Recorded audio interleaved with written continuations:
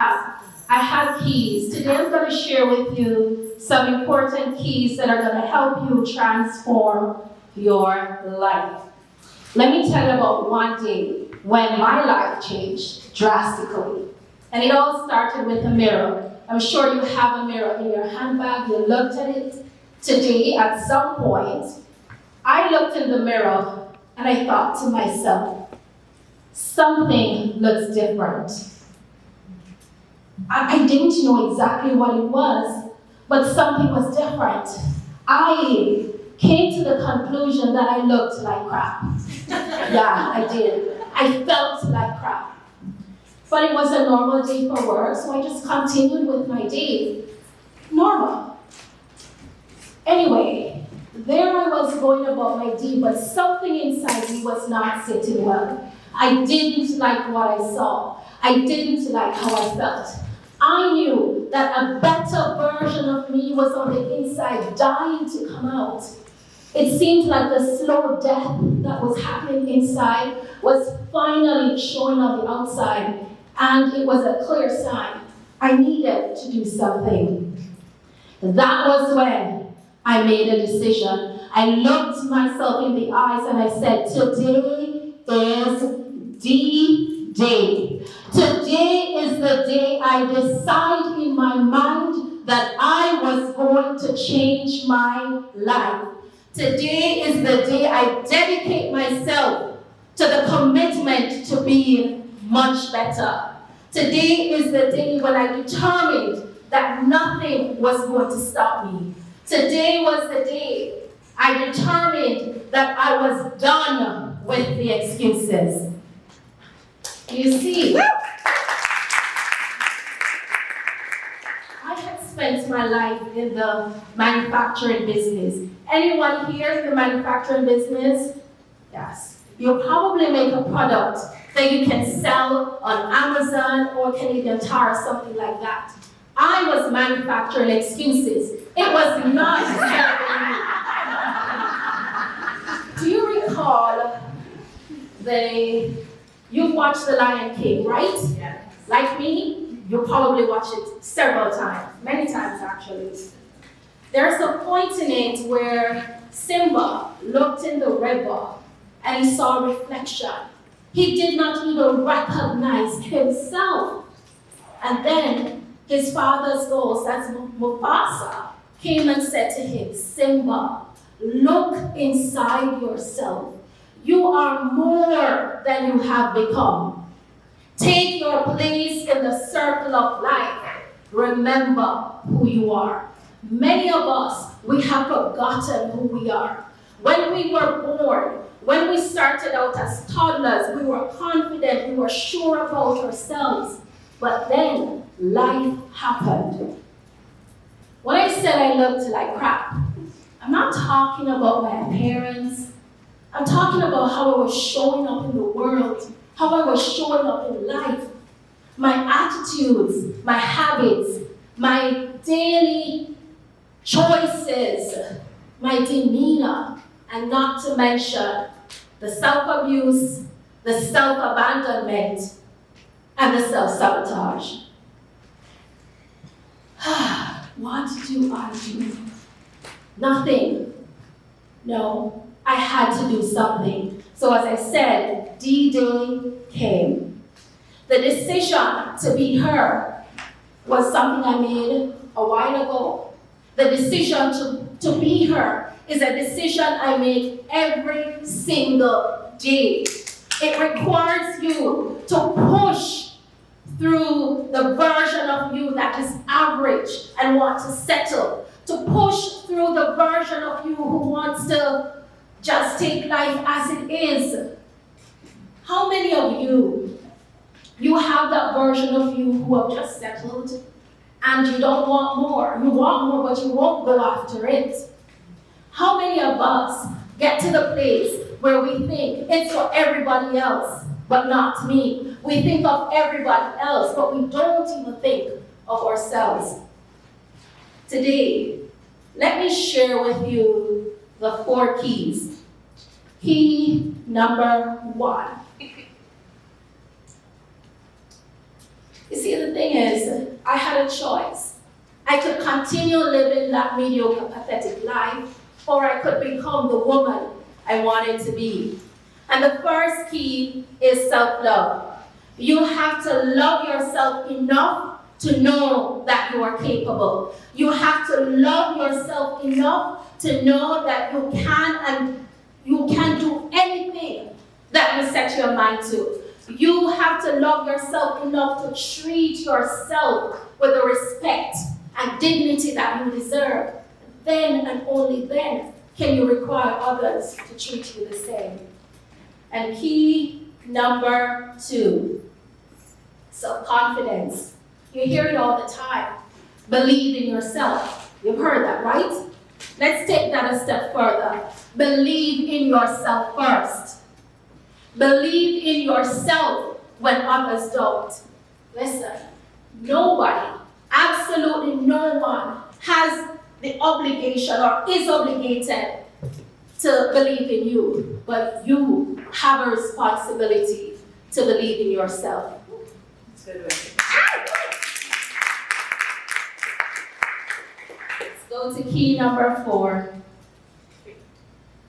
Key number 3, seems like I can't count. Key number 3, self-control. When the old version of you, the version of you that is average, is fighting to come out, it is your self-control that is going to sustain you and help you not to go back to your old patterns. The Bible describes that as being like a dog returning to its own vomit.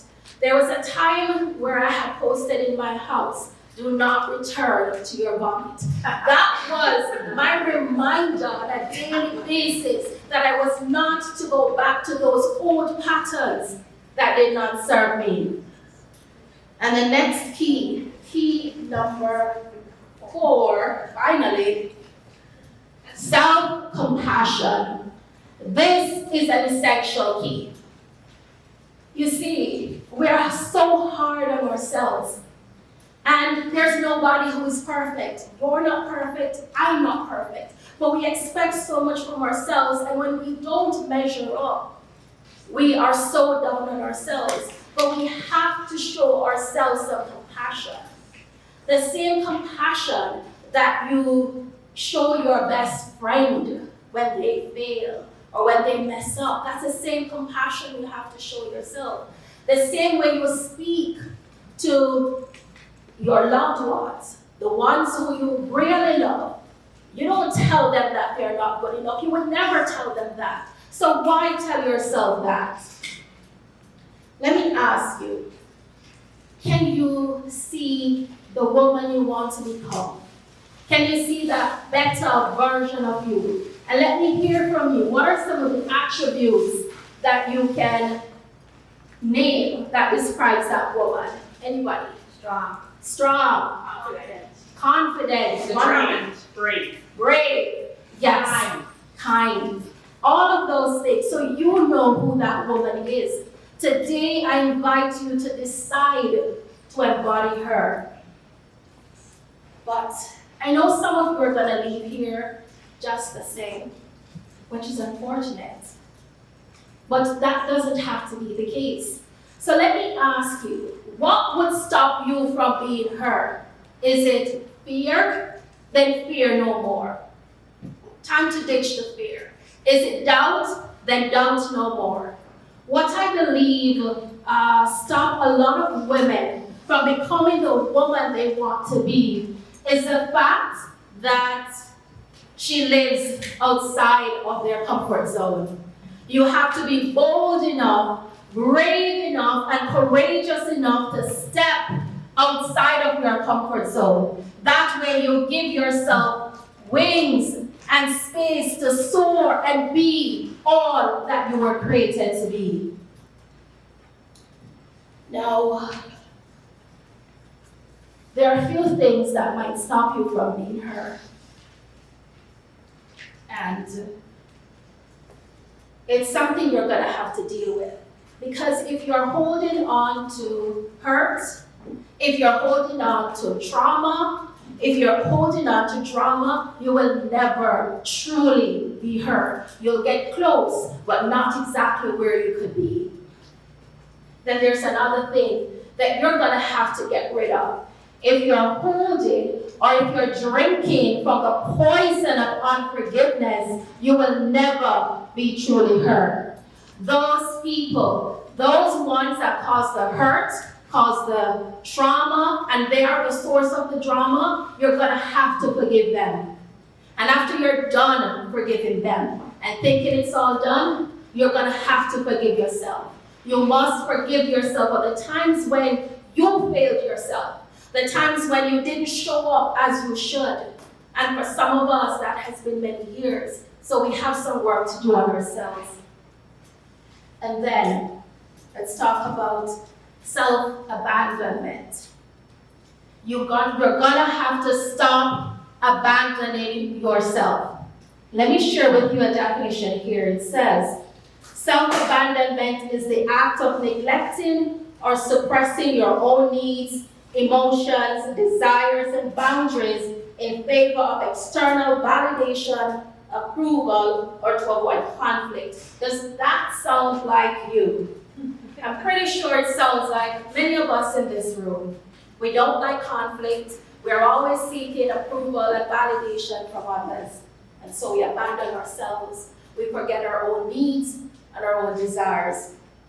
Now, there are 3 questions I ask myself daily, and sometimes multiple times during the day, so as to avoid the self-abandonment trap. No, I'm going to share that with you. 1, what do I need? What do I feel? What do I want? And I want to focus on these questions a little bit. I've actually made a jingle of it, and my son, he's 15, he warned me not to sing. But I'm going to have to tell him when I get home that I did sing. And I'm also going to get you to help me sing. So here. Let's get it going. What do I need? What do I feel? What do I want? So I'm going to sing the first line, and then you sing after me. What do I need? What do I need? What do I feel? What do I feel? What do I want? What do I want? These questions will help you avoid the self-abandonment trap. What do I need? Sometimes we are so focused on taking care of the needs of everybody else that we forget ourselves. But we must give ourselves the things that we need. So what is it that you need? Give yourself what you need to survive and to thrive. What do I feel?